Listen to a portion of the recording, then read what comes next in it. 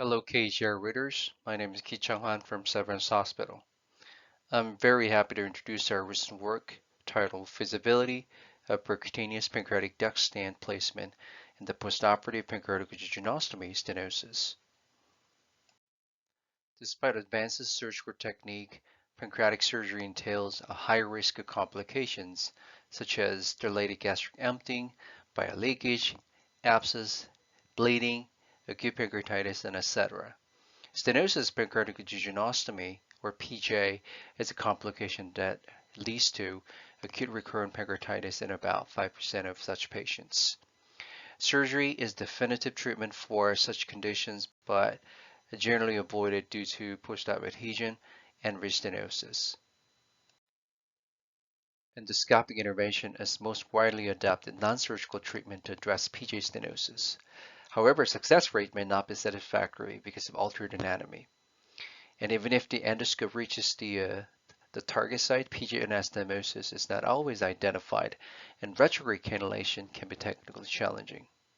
Furthermore, US-guided rendezvous technique has been employed to overcome such limitations, but success rates are inconsistent. Radiologic intervention may serve as the second-line treatment option for PJ stenosis in patients who are not amenable to endoscopic intervention. For that matter, you need to access the pancreatic duct percutaneously, which can be the most technically difficult part of the procedure. You may also need a dual percutaneous approach to establish through-and-through access for further intervention. In this study, we aim to assess the role of percutaneous pancreatic duct stent placement for postoperative pancreaticojejunostomy site stenosis. This was a retrospective single-center study which included 5 patients who received pancreatic duct placement for postoperative pancreaticojejunostomy stenosis from January 2005 to December 2021.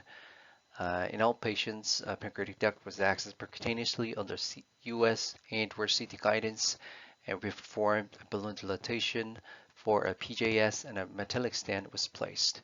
The technical success was defined as successful placement of a metallic or plastic stent, and clinical success was defined as normalization of pancreatic enzyme without occurrence of pancreatitis. Pancreatic duct access and stent placement were successfully performed in all patients, and in patients who received plastic stents in the first place, pancreatitis recurred at 0.3 and 3 months post-procedure because of stent migration. Ever since we experienced 2 migration cases, we started placing a metallic stent afterwards. There were no instances of recurrent pancreatitis after metal stent placement for a follow-up of 1 to 36 months, and there were no serious complications reported. This was a 68-year-old male who developed severe abdominal pain. His past medical history included pancreatectomy for pancreatic head IPMN about 9 years ago, and he was diagnosed with pancreatic duct stone associated with P-duct stenosis. He's been treated with a diet restriction, but he needed to be admitted to the hospital multiple times due to recurrent severe abdominal pain. At the time of presentation, amylase and lipase were elevated as shown in this slide. Initially, our endoscopy colleague performed endoscopic examination to evaluate the P-duct opening, but he failed to find the P-duct opening because of complete occlusion of the duct. So what other option can we think of for this patient? Surgical intervention is not technically feasible due to severe postoperative adhesion.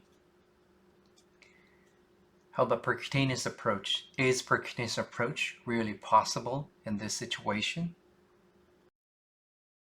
Let me review his initial CT scan. The CT scan showed that the diffused dilatation of the pancreatic duct and mild peripancreatic infiltration suggestive of pancreatitis. And MRCP also showed that a diffuse dilatation of the pancreatic duct and focal filling defect, suggesting pancreatic duct stone. So what do we need for percutaneous pancreatic duct recanalization? I believe we need direct P-duct access and transhepatic access. So I performed ultrasound-guided right PTPD. And next day, I was planning to do a percutaneous P-duct access. And for that matter, luckily at our institution we have a special angio suite that comes with an on-site CT scanner, which enables us to perform a meticulous percutaneous access. So if you're looking at this CT scan, the target structure, the P-duct, and the pancreas was surrounded by other vital structures like colon, some vessels, kidney, and the spleen. So for percutaneous access, I need to choose one specific track, so I decided to perform transplantic pancreatic duct access. For transplantic access, I put the patient on a prone position, and with the CT guidance, I try to puncture the target pancreatic ducts as accurately as possible. Well, the needle, the 21 gauge Chiba needle, goes right through the splenic parenchyma and into the pancreatic parenchyma. And then I inject a little bit of contrast very gently, and the pancreatogram was obtained.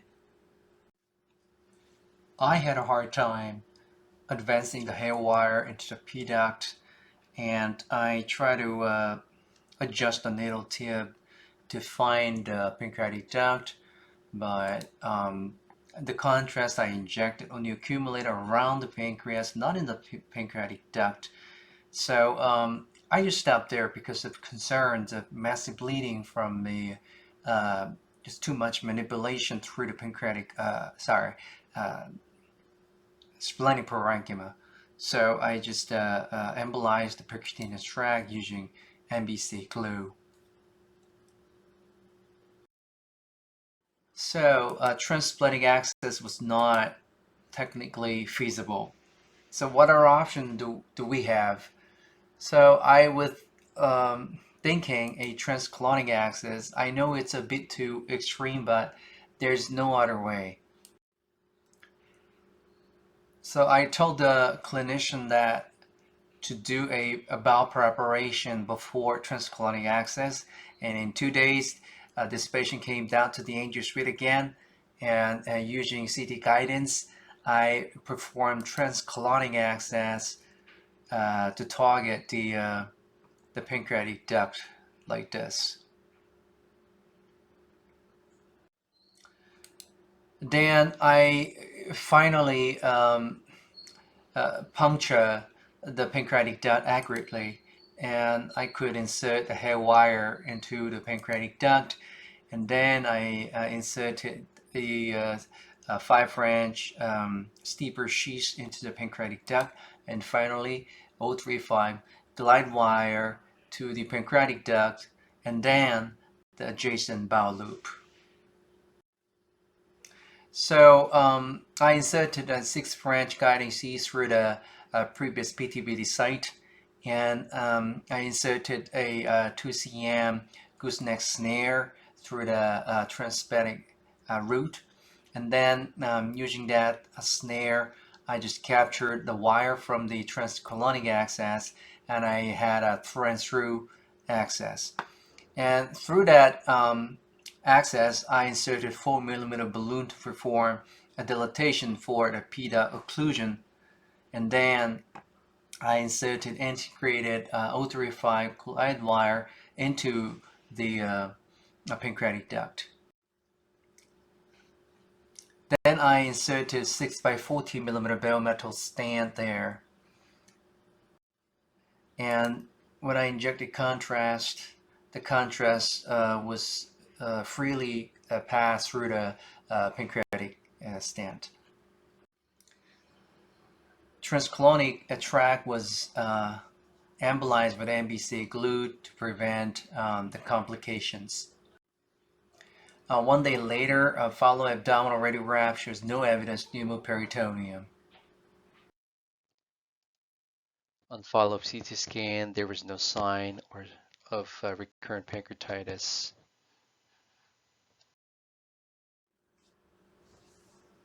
Three months later, this patient came back to outpatient clinic, and he told us that I don't have any abdominal pain anymore, and now I can easily finish an entire bowl of rice. He looked really happy about the outcome of the procedure. And his amylase and lipase levels were decreased from the initial levels. So, in summary, pancreatic duct stricture can be managed through endoscopic approach. An endoscopic approach may not be possible in patients with altered anatomy due to prior surgery.